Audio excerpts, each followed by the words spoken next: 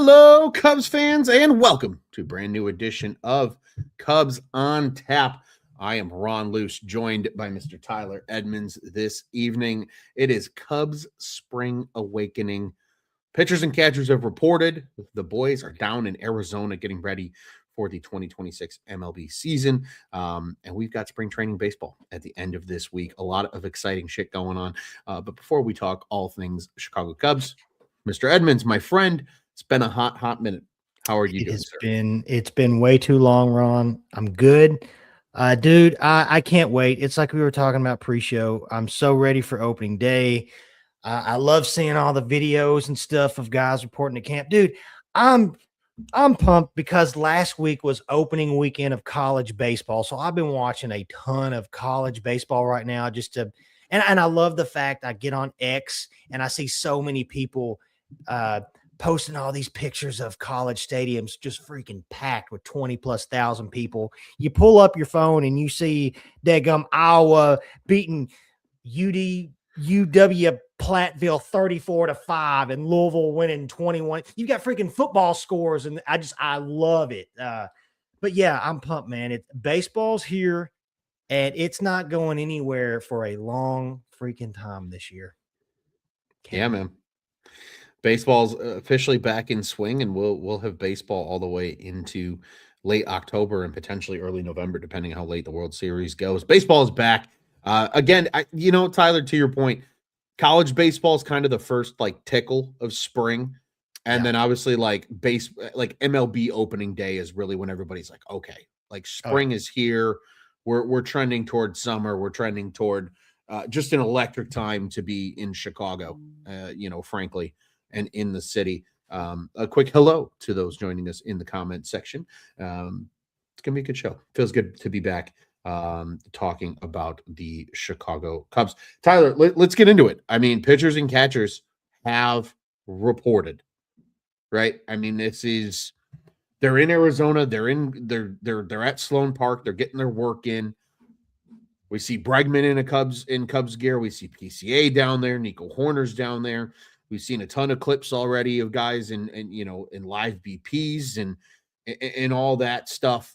We've seen plenty of it thus far.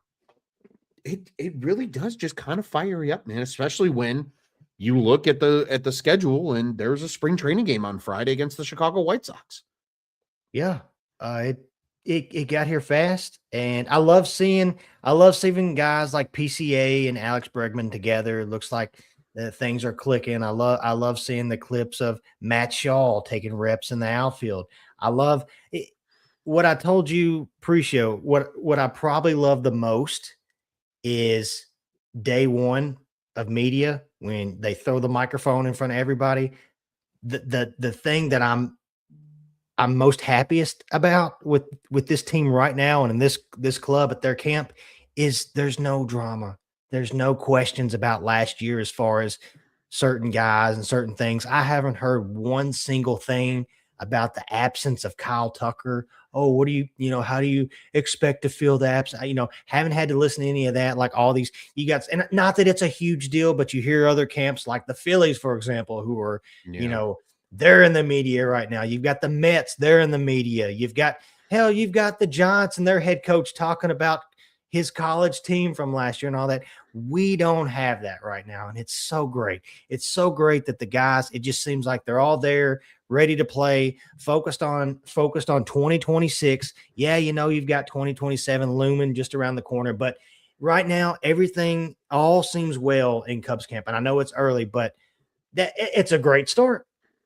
Yeah. And Tyler, I agree with you, right? It's nice that coming into spring training, there's no drama.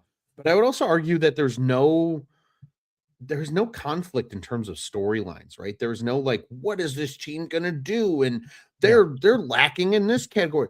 It really does feel like this is the first, probably the most complete this Cubs roster has been in quite some time. Really, I mean, we're probably talking 2016, 2017, maybe 2018, where this team's it's a competitive ball club. Like this team is. The goal is to win at least 90 games this year, to win the NL Central, to position yourself have a chance in the playoffs and to make a real run at it. And it's refreshing, right? To your Yep. point, it's these guys are all business. It's PCA sounds more mature and ready to go. Alex Bregman's saying all the right things. I listened to a little bit of Edward Cabrera talking to the media and just how excited it seems like he is to get going. And the depth is there at every position. They're in a great spot right now in terms of just what we're expecting them to do. I'm just genuinely excited. The quieter the better, to your point, Tyler, when it comes to spring training, because you absolutely right. Turn around and look at what's going on with the Phillies right now. Yeah. Everybody's asking about Nicholas Castellanos and his departure and the beer in the dugout and was he a distraction? And you hear Kyle Schwarber kind of saying like, well, it's Like tough blindside. to I say, I you think know. that and I felt bad for Kyle Schwarber because it's almost like in that situation, it seemed like he was a little blindsided, and I'm sure he would probably want to give a better answer, but yeah, we don't have that issue right now, and it's great.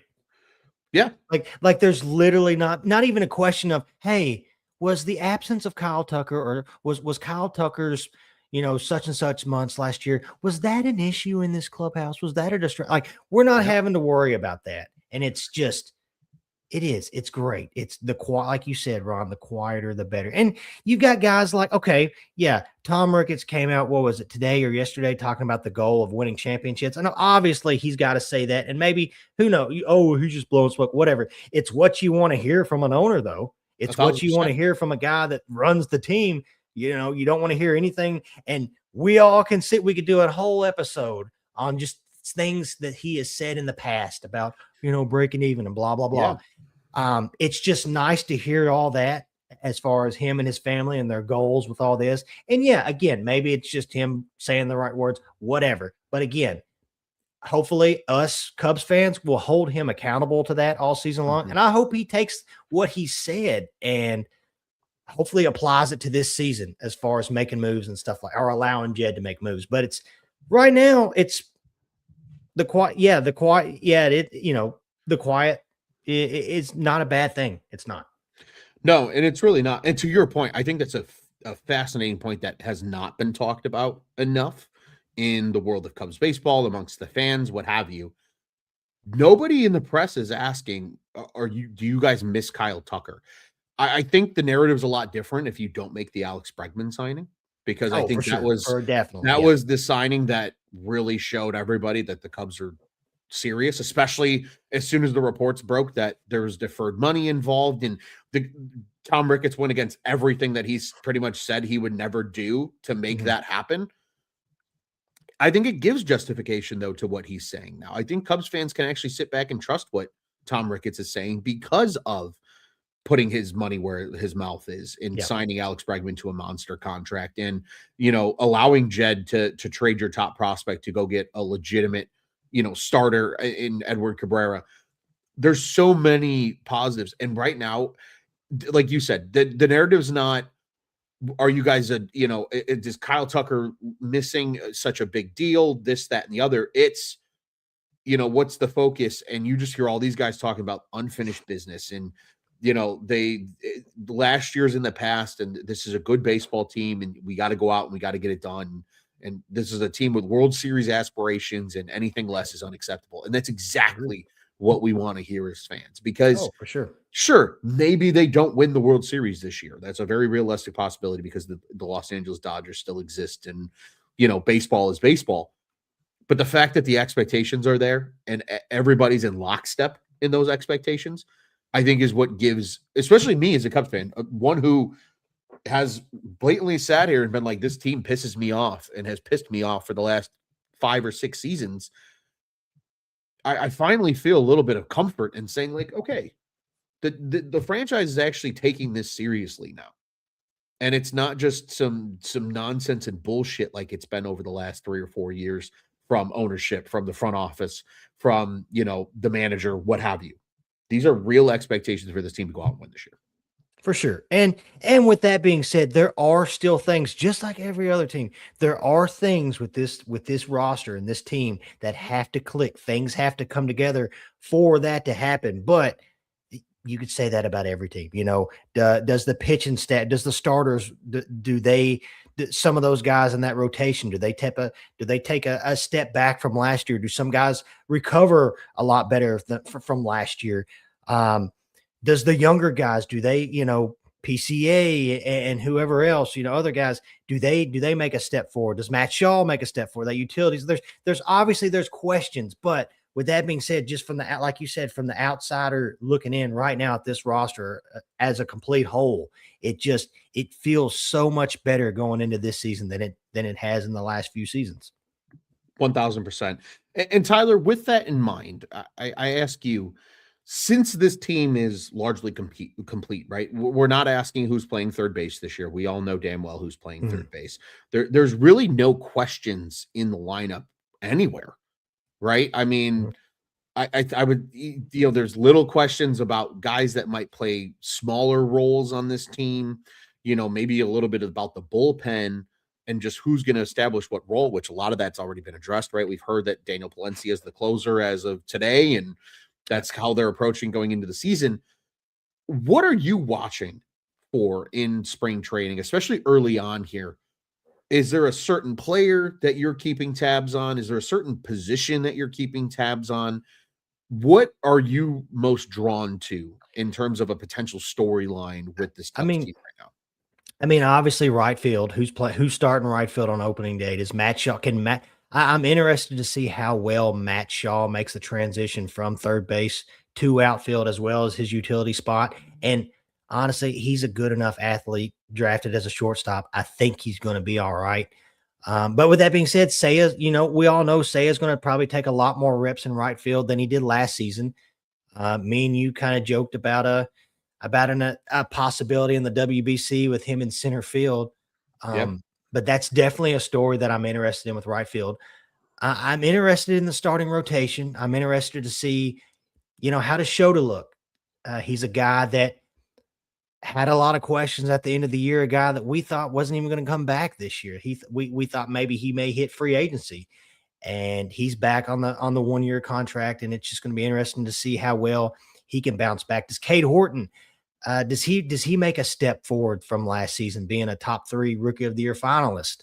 Daniel Palencia, I know he's announced as the closer, but is he a guy I'm interested in watching him in the WBC? Because is he a guy that matures a little bit, and is a guy that can he handle that moment a little bit better? And unlike he did in the second half of last season, is he a guy that has he developed a secondary pitch with his slider? Has he, as far as locating it better, has he been able to create his splitter to become a whole lot more effective? That's, stuff like that. That's what I'm looking for. As far as everybody else in the lineup, though, I honestly think, obviously Moises Ballesteros is going to be interesting to see if he can take that DH spot as well. But other than that, as far as your regular everyday guys, I'm not too worried about them. No. I agree. This is the first year in forever, Tyler, that I've actually kind of struggled to find major storylines about this team. But I agree with you on the first one that you noted. And it really is just who's playing right field every day. Yeah. I think we are going to see Seiya Suzuki out there a lot more often than people realize. I would make an argument that there's a good chance you see him out there for at least 81 games in right field. Oh, for sure. And real quick, and me and Nick talked about this a few weeks ago. Is Seiya the best outfielder in the world? Is he going to win a Gold Glove? Probably not. Does he have his issues? Yes. But I will say, Ron, do you think 2 years ago, had Seiya not missed that ball in right field in Atlanta, are we talking about the quote unquote issue of Seiya playing right field? No. I don't think we are either. I really don't. Yeah, he had his moments, but you ask Cubs players, right? You ask Ian Happ about playing right field and how difficult it is to play at Wrigley Field, which I've even wondered, would it make sense to even ask possibly Ian Happ, to your Gold Glove left fielder, your guy, your veteran guy that's been there the longest?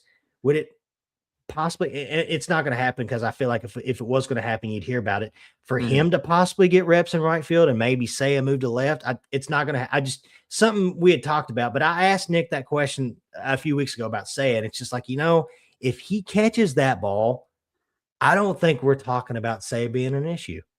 I agree. I don't think we're talking about it either. And again, to your point, I don't think we're talking about Seiya Suzuki winning Gold Yeah, Gloves in the major leagues, but and this is still kind of I think how I feel about it now. Really, all Seiya Suzuki's got to do is play your quadrant of the field, yeah, right? Like just yeah. play the line to not even necessarily right center. You know why? Oh yeah, Because Pete Crow Armstrong, you've got Superman in center field. yeah, PCA can cover 75% of that fucking outfield if he really needs to, right? I Oh yeah, mean, you have a true Gold Glove center fielder adjacent to him. I'm not worried about that. And I think that's for the same reason I wouldn't be worried about a guy like Matt Shaw playing out there here and there, right? If the lineup makes sense, right? If they face a left-handed pitcher that day, I think there's a good chance you see Seiya Suzuki in the DH role and Matt Shaw in right field. There's many right-handed bats in that lineup as you humanly can. Mhm. Then again, I think there's going to be a lot of days where maybe it's Moises Ballesteros in the DH role, maybe it's Matt Shaw even in the DH role. Maybe it's Alex Bregman in the DH role to give his legs a rest for a day and have Matt Shaw playing third. Maybe it's whoever the fourth outfielder is on this team, right? They signed Dylan Carlson in the offseason to compete for a fourth outfield spot, as well as Chas McCormick. Maybe it's one of those guys getting a couple of Yeah. looks here and there. There's a lot of guys that can step in and play, whether it's DH or even outfield, as long as it's just about getting your best bats in the lineup as often as possible. And I'm fine with say I'm playing right field 90 plus games this season. I For don't sure. think that's an issue, especially when you can find the outfields on the road where like he can really thrive, right? Oh, that's an easy right field to play. Okay, throw Say out there that day, Yeah. right? PNC Park, throw Say out in right field, right? Oh yeah. Bush Stadium, throw Say out in right field. Speaking of Bush, In they don't even hit the Milwaukee, ball to the outfield. right? The In home team doesn't Milwaukee, even hit the ball to the outfield, so he'd be all right in Bush Stadium for sure. yeah, it'll stay with their Gold Glovers on the infield. Yeah. But pretty much any of the NL Central ballparks on the road, let him play in the outfield, right? Yeah. There's a lot of like right field at Wrigley is probably one of the hardest right fields to play. If that's the case, maybe it is a Chas McCormick getting a look out there if he makes the team. Maybe it's Kevin Alcantara at some point Yeah. this season, right? There's going to be other names that are going to get a look, and I'm really fascinated to see how they address that over a 162 game sample size over the course of this season because you don't have Kyle Tucker out there every day on a regular basis. But because of that, you were able to fill a huge hole at third base, which was kind of a rotating door for a lot of the season as well. So again, everything has its place. But speaking of Seiya Suzuki, let's talk about that really quick here, and Mhm. we'll keep this thing moving. The center field for Team Japan report is fascinating because Team Japan saying, "Hey, we want to get our best bats in the lineup, and this is the way we can do it." It's Seiya's are arguably our best outfielder, and he's probably gonna have to play some center field.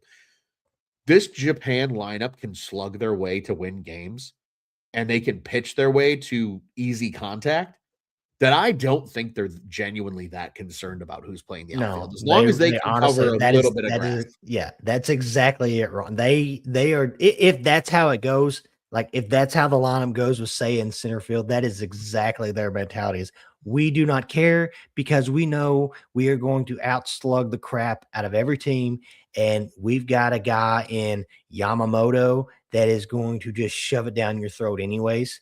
And I don't think Otani's not pitching, right? He's I don't not pitching. but still, it doesn't matter. That's how confident they are, and I can't blame them because it feels like every WBC that they're at least in the Final Four Yeah. every time. So it does not surprise me one bit. Yeah, and I think people forget, like, yes, Seiya has maybe struggled a little bit in the majors. He's also playing the hardest right field in baseball. I think if you Yeah, put him on any other team playing right field every day, yeah, he's not a plus defender, but he's certainly not a negative defender either. Like he's fine. He gets the job done. He gives you an average right field. In the same breath, they're not going to be playing in any tough environments from an outfield perspective. And this was Oh, a guy that Seiya's gonna feel right at home because they play their games at the Tokyo Dome, right? yeah, they're Or going at to play least in the their Tokyo opening Dome, games, yeah. and then they're going to play in Miami. Yeah. Oh, Tokyo, So yeah. they'll be fine. And that's where I think they're looking at that and they're saying, well, look, Seiya Suzuki was a Gold Glover in Japan. I know it's very different, but he was a Gold Glover in Japan. He's going to do enough for us to be able to put out our best lineup every day of him playing center field. And I'll hammer that till the day. Like when Yamamoto's pitching, the outfield might see 3 fly balls the entire time. Right? I mean, you're not going to see a lot of other things. And while we're on the topic here of Seiya Suzuki, Carter Hawkins 113 says here, Cubs have 5 Gold Glovers and 2 other plus defenders. One average guy in Suzuki is perfectly fine. Absolutely. Absolutely. And Absolutely. you know what the craziest part about this is? Yeah, they have 5 Gold Glovers. You can make the argument that Michael Busch might win a Gold Glove in the next 2 years. So Yeah. that number then becomes 6. Yeah, for sure. Two-thirds of your lineup, which again, only 8 of them play in the field outside of pitcher. You'll be fine if your catchers are the quote unquote worst defenders outside of Seiya Suzuki on your team. Which again is huge for everything when it's all said and done. Tyler, another thing while we're on the topic of spring training here. Obviously, World Baseball Classic is exciting. Games start, I believe it's March 2nd is when we'll start to see the first set of games. It's a lot of like Team Italy versus the San Francisco Giants and some of those kind of just to get teams warmed up. We saw the Cubs play Canada, right, when Owen Casey was playing with them a few years back. Distinctly remember that game in spring training. A lot less, though, of spring training that we will see this year, and a couple different ways that people can listen to the games as well. So notably, anybody in the Chicagoland market is familiar with this, but to our listeners that aren't in the Chicagoland market, like yourself, Tyler, 670 The Score is now also simulcasted on FM radio. It's not just an AM radio station in Chicago anymore, so they're also on 104.3. They've completely pretty much rebranded themselves to 104.3 The Score, at least in Chicago, but they are still on 670 for those that are just outside of the FM range in Chicago. So a little bit different ways to listen on the radio if you're in the city, but the biggest one is just a lack of games. And Tyler, I have it right next to me here. You can count with me really quick here how many games they're going to play on Marquee Sports Network. It's a very underwhelming schedule this year. They will play the first 2 games this weekend. So February 20th, Friday, they play the White Sox. That will be a 2:00 start on Marquee. That will be, again, on Marquee Sports Network. And then February 21st against the Rangers. They're not back on Marquee Sports Network or on Marquee until March 1st. And that's another game with the White Sox. March 2nd, they'll play against the Reds. Then on March 4th, they'll be back on against the Brewers. Then on March 8th, they'll be back on against the Giants. And then you go in almost another week, March 15th against the Dodgers. Then March 20th against the Athletics. Then March 21st, they have a doubleheader. It's the Padres prospects versus the Cubs prospects in the spring breakout, and then the Mariners. And then March 22nd against the Brewers is the final spring training game that will be aired on Marquee. I mean, It is a very underwhelming. Yeah. I mean, you would think that they'd want to get you would think they would want to get their product out there as much as they could, especially with all the confusion. What was it, like a week ago? Which it's kind of been it's been misinterpreted, but as far as the deal with MLB TV and the ESPN stuff, as far as like, oh, if I got to buy MLB, you have to buy ESPN to get MLB, all that kind of crap. And it was just, that's already drawing people away, that confusion right there. And then to throw on top of it, oh, we're only going to show you this many games right now on in this. And I know it's just spring training, but still, it's like, give me all of it. If you got, which I pay for the MLB app, but I'm not sure how much Marquee Sports is in Chicago, what you guys have to pay a month for that. But Jesus, if you're gonna pay that, if you're gonna do that, hell, give me all the access I can, give me all the opportunities I can to watch the games. Yeah. Yeah, and it's also disappointing too because I would say this, right? To me, this screams that clearly the viewership hasn't been there to justify the expense that it is to send camera crews, to do what you need to do to have people on site every day, so on and so forth, right? Fine. But you would think then, like, hey, at least broadcast every game on the radio.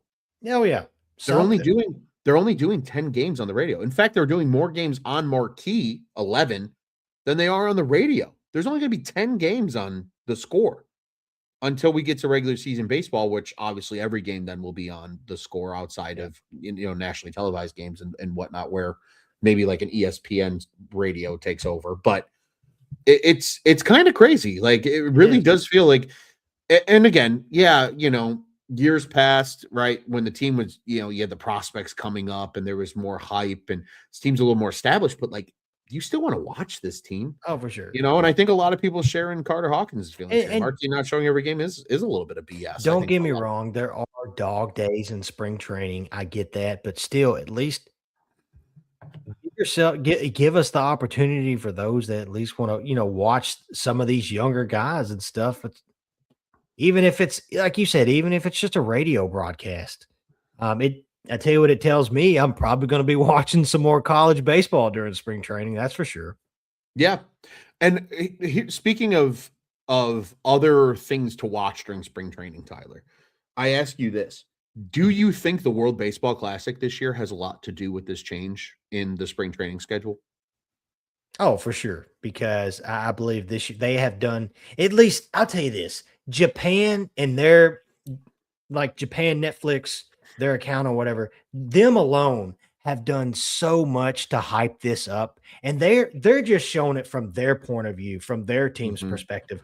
They've done so much to advertise this, to get this out there like it is some type of spectacle. Like I'm more pumped for that. No offense, I could care less about most of the Olympic games going on right now. I'm more like the fact that this is going on the same year as the Olympics. It's cool because it gives you Olympic vibes a little bit, but they alone have done such a good job of promoting this that they're making it a must watch worldwide spectacle. They are. And Yeah. so, yeah, it does. It for sure has something to do with that more than likely. And maybe that's part of the reason too, is they know that, yeah, we can throw this game out there, but nobody's going to watch it. And I haven't really compared this. Like you had the list of teams or list of games. I haven't compared that to the list of when the WBC games start, but it has to be for sure because again, they have just done so much. And I hope not to get too off topic, but as far as like with Netflix, I hope with Netflix they do a lot of stuff with these teams because supposedly with them striking their deal, supposedly there's going to be a whole lot more content coming out there. And so hopefully they use this opportunity as just a way to just explode their, as far as Netflix and everything, with just so much baseball content, especially WBC stuff. Yeah. It's a great launch pad for Netflix in the baseball space. Which, And by the way, are I know Japan's broadcasting stuff on Netflix. Will there be like in the United States? Will there be games on Netflix with the WBC, or is that just Japan? I think that might just be Japan, but I'm Okay, not entirely sure. I haven't looked enough into the it's details weird of because all. they have different. Netflix has different rules or whatever as far as certain sporting events. Mhm. It's no secret. I'm a big wrestling guy. Uh, there's stuff on Netflix as far as I believe. Maybe it's SmackDown that it is all their stuff is solely on Netflix. USA is the only country that it's on. There's stuff that's on 4 or 5 different platforms, and I didn't know if maybe that's the same way uh, with the WBC. I'm not 100% sure. Yeah, I think it might just be a Netflix or a Japan thing because that is a very real thing, right? Like every country has its own like media rights Yeah, effectively. So just because one country, is broadcasting something on Netflix doesn't mean another one is going to do the same. I got you. So that'll be something interesting But to yeah, keep an eye on. you're probably right. It probably does have something to do with at least Marquis schedule being a lot lighter. Yeah. I think it's something to keep in mind. I really do.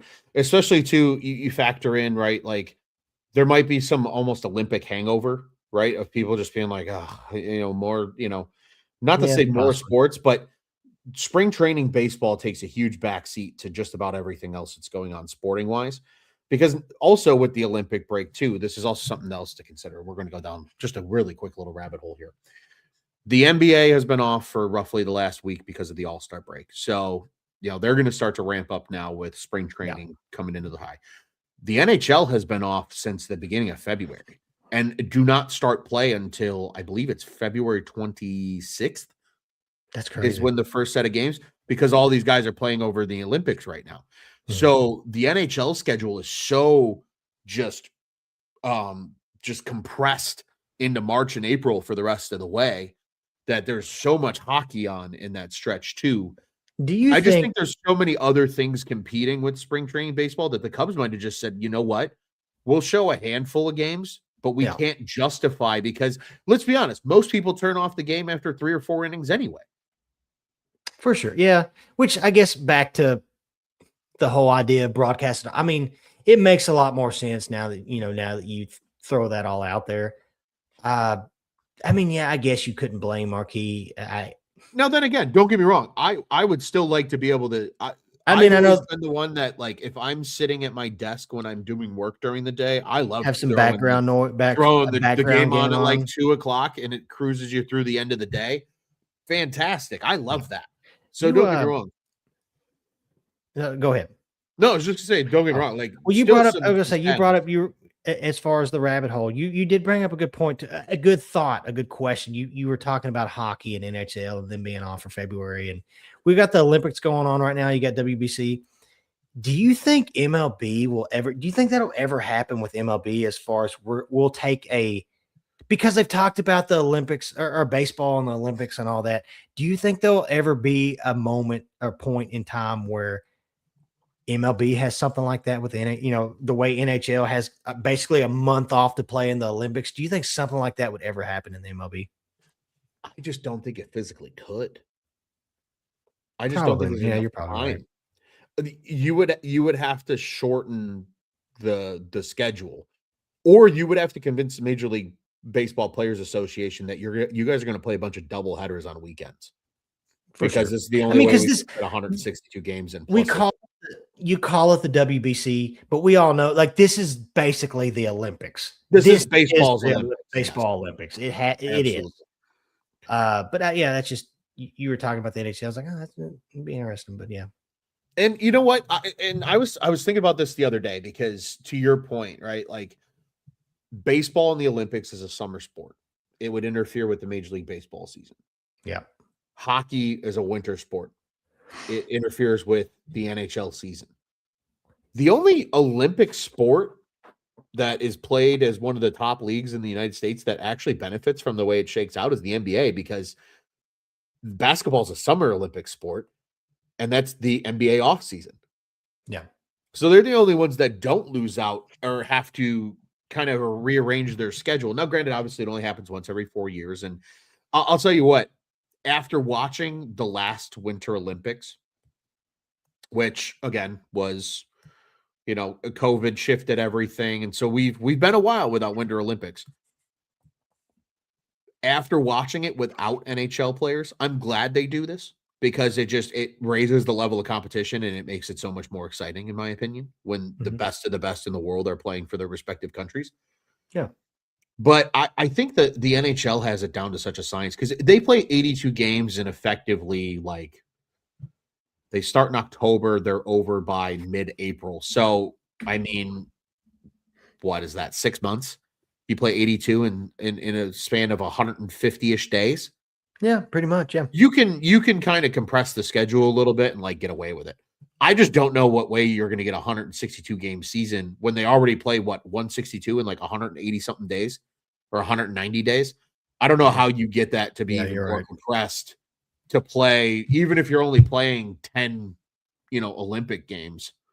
I just don't know how they make that work, but it would be Yeah. cool. But again, I think that's why the World Baseball Classic though is such a cool event is because of like you said, I mean, it really is effectively the Olympics for Major League Baseball, and I Oh think yeah, that for makes sure. it such a cool event. I'm excited to watch it. I'll certainly be tuning in. Plenty of Cubs involved, as noted before. Pete Crow Armstrong, Alex Bregman, um, just to name a few. Right, Team USA well represented. Team Oh yeah, I've got the Team list right here. Japan, Mexico, You've Venezuela. got Javier Assad for Mexico, Alex Bregman, PCA, Matthew Boyd, all for USA. A quiet one that I forgot. Jameson Tyon, Team Canada, Yep. Daniel Palencia, Miguel Amaya. Hopefully, I mean, I guess he must be healthy. I haven't heard much from him as far as in camp. And then you got Seiya Suzuki. Yeah. So I would probably argue that they probably, I don't know about the other teams, but they may have the most on a single team playing in the WBC this year. Yeah, or pretty close to it, right? If they're not the top, It's got they're to be definitely close. one of Yeah. the top 3 or 4 for sure. Yeah, it's going to be cool though. It's going to be a lot of fun to see. I don't know how much we're going to see a PCA. Just that Team USA is loaded, and he's kind of like the 4th outfielder by Yeah. defunct, I which mean, is when you're weird to playing say. Byron Buxton and which he made now that they've lost Corbin Carroll, I know Roman Anthony's taking over his spot. Does one of them slide over in right field possibly? Does he slot? Does PCA play a little right? Or maybe Byron Buxton moves to right and you've got PCA in center. I'm not sure who was there another outfielder besides Roman Anthony? I know he was the replacement, but was there somebody else? He's the only Obviously, one that I can think obviously of. Aaron Judge, but Sure. I feel like there was another bench outfitter. I may be wrong. Oh well. Yeah, so that'll be fun. And then of course, Bregman. I mean, Bregman's probably going to start at third. Oh, for And sure. then, we'll probably get to see a little bit of Matthew Boyd in some way, shape, or form as Is well. there a matchup in the WBC that you are just dying to see? Ooh, that's a great question. You know, I mean, I feel like I'll be honest with you. I feel like this year, with the lack of Puerto Rican players that I would have expected to play historically, Yeah. right? Like Javier Baez, Manny Machado, like none of these guys are partaking in the WBC this year. All because of the insurance situation. All because of the Yep. insurance situation. So I'm wondering, like the Puerto Rico matchup kind of loses some lust for me. I think really the one that I look to, I mean, don't get me wrong, I believe it's the Dominican Republic is still absolutely fucking They loaded are as a stacked. I team. know the last year they were in it, they got upset.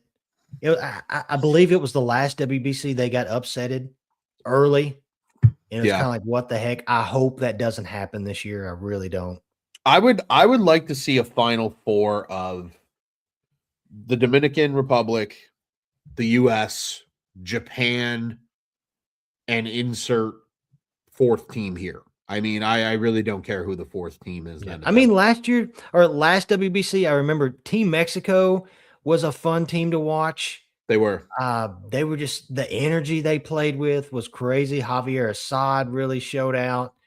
Uh, but yeah, they'd be and Venezuela's always pretty solid. And hope I think Yeah. Ronald Acuna is playing this year, and I think he's probably poised for a pretty big bounce back season from last year. Agreed. It's gonna be fun, man.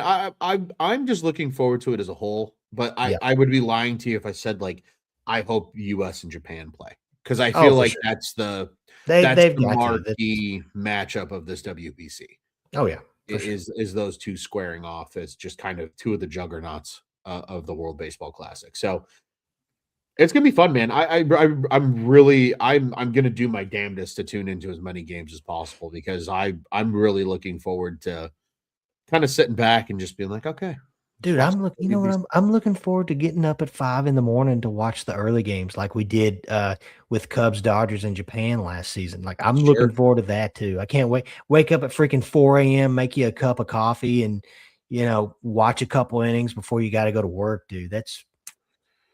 Yeah, give it to me. I like it. I like it a lot. Tyler, I'll tell you what, man. We've completely run through our rundown for tonight's show. So I want to turn it quickly back over to you, my friend. Um, Final thoughts before we go Final ahead and sign off for thoughts. this Couple episode. final thoughts. The Cubs promotional calendar came out. Pretty. I mean, Yes. I know, Ron. I know you get you've had that day marked on your calendar I know you do every season, seeing what promotions are coming out. I know which one are you looking at right now that's like caught your attention the I'll be most? honest with you, man. Like all the bobbleheads are really cool this year. There's Yeah. a lot of Legends bobbleheads. I think that's Mhm. the coolest part of it. It is the 150th year of Cubs baseball Mhm. celebration, so I think that's part of the reason that that's cool. I mean, you've got Sammy, you've got Santo, you've got Zobrist after Even the double in the World Series. The Harry Carey Yeah, bobblehead looks pretty cool. the Harry Carey one looks And awesome. So, dumb question. They must not be playing on the 20 strikeout game was what, May 4th? I feel um, like they must not be playing on the actual date because Kerry Woods is like May 2nd. And I know it wasn't May yes. 2nd. It was May 6th that his actual 20 games Gotcha. or his They must I actual was gonna say 20 they must be strikeout. gone or something because, like, man, that'd be cool. Uh, No, they are home on May 6th.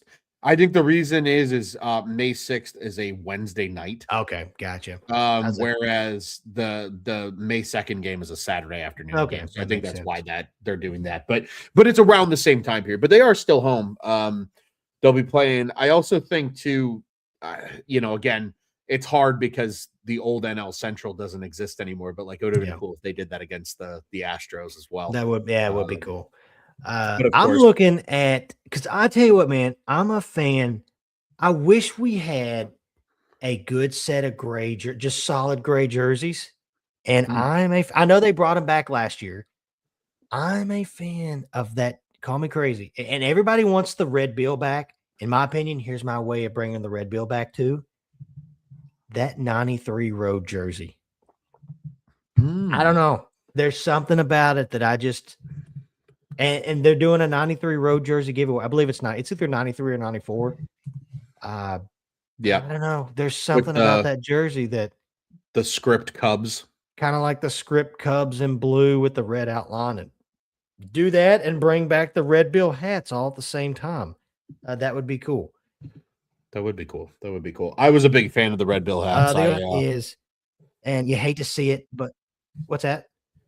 I was saying I was a big Oh, fan of the Red Bill. I had a Red Bill I hat got you. for a long time as a kid. Uh, but I guess the only other final thought is you hate to see it, but Chris Bryant, dude, sucks, man. Oh, I'm I saw sending that all the today. positive vibes, his way because Yeah. people look at that and they're quick to judge, they're quick to point fingers, they're quick to be like, "Oh man, he's got that contract though and blah blah blah. He got his money." And it's just like he's got a freaking disease, dude. Like he's got it's a literal disease. Like it's an Yeah. issue on his and it's like you hate to see it just because yeah, is he the, the big superstar? I want to take I'm the super no, but you want I want to see him be healthy, man. It just Yeah. sucks. It just absolutely sucks seeing that. And so hopefully, hopefully he can at least play sometime this season. I'd love to see it, man. It just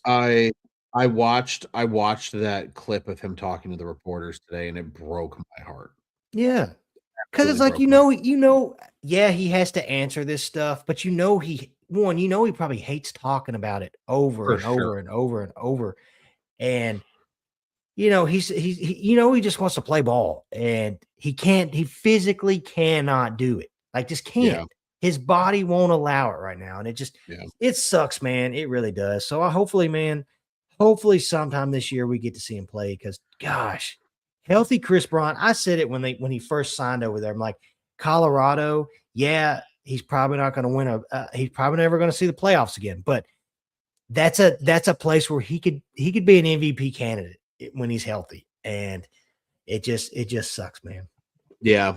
The key being when he's healthy. Yeah, I'll tell you what, I think he's gonna be one of those careers that a lot of people kind of sit there and kind of play the what if game of like, what if this dude could just stay healthy? Because we saw it, rookie of the year, MVP, multiple all-star appearances, was a consistent 30 home run threat as long as he played 130 plus games a year. And just the guy can't stay healthy. And like literally, and hearing the whole hearing like just waking up in pain every day thing. That's the part that broke my heart, man, Oh because that yeah, just sucks. sucks. It Yeah. sucks. Yeah, that's a great Oh, final thought. oh, Tyler, one more. Oh, sorry. One more thing too. sure. I finally ordered. I have Oh, got so every year I use it as a tradition for opening day. I like to get a new. I like to get a new jersey, a sicko jersey. and Well, not necessarily. I like getting like just a random, not just your typical whatever. Like last year was Rich Harden. Right, right. Um, this year I've got it ordered. It should be here Friday. Ooh, And I'm pretty excited about it because I will say this guy didn't play many games with the Cubs. He played some, okay. but I'm pretty excited about it. Should I tell you or should I Keep don't it a know. secret. Don't spoil it. Don't spoil it. Because Tyler, to your point, that was kind of my final thought. So this was actually a perfect segue into that. I'm excited for Wrigley opening day. Like that's where my mindset's at. Don't get me wrong. Mhm. I think the World Baseball Classic is going to be great. I'm gonna follow along, and keep up with this team during spring training. But March 26th is firmly on my calendar because we are renewing our yearly tradition. Is this the third or fourth year? This is so for me personally, this is the fourth year. I believe for you, this would be the third year of Brewers, Rockies, Padres. yeah. Wait, so this would be what was your first? My first was 2022. Who'd they open up against? The Also Brewers? the Brewers. They opened up the Brewers the back-to-back years, 22 and 23. Okay, so 23 was the Brewers Brewers, for 24 me. was the Rockies, 25 was the Padres, 26 will be the Nationals. So this will be your fifth. So this will be my fifth. This will be my Wow, fifth that's opening crazy. day. Yeah. Wow. This will be my fifth. Yeah. The first year that we did it, it was just myself, two very good friends of the program, Joe Sanders, Kyle Kay, and Mr. Joey Ricotta. There was the four of us that And made this they will be confirmed. We have they are. confirmation. They will be at the Yes. Cubs on Tap House Yes. for opening day week. Yes. So that group of three that we just named, us two, sitting here on this show, as well as a good friend of mine, Mr. James Keene, and then a surprise guest of sorts. Probably a lot of people at Cubs on Tap don't realize this, but I have an older brother who is 10 years older than I am and has served in the military for a large majority of my life. And I haven't seen him since February of 2020 before COVID. Wow. And he will be in town and is attending with a good Army buddy of his, Casey, will be also joining us as well for opening day. That's But awesome. yeah, he hasn't been to Wrigley, he told me, in like 15 years too. So I'm super, super stoked. Dude, that's going to be awesome. It's going to be really cool, man. We're going to have a lot of fucking That'll be fun. fun. So that's my final thought. I am looking forward to what's to come with Cubs baseball over the next roughly 4 to 5 weeks. But March 25th, March 26th is on my radar right now because that's just going to be a blast, man. I can't wait. It's one of my favorite days of the year, and no matter that's a tradition. Genuinely, Tyler, I believe that if the little podcasts like us ceased to exist someday, I'm pretty confident that tradition That will is still going continue. to, Yeah. So that's why I'm genuinely looking forward to that. I'm very excited about that here in the really the not so distant future. I mean, shit, we're just 40-ish days away from little that. over a month away. Yeah. Just a hair over a month. It's about, we're probably a little under 40 days now. Probably about 39, 38 days now. We're probably in that territory. So super exciting, man. Can't wait. Absolutely cannot wait.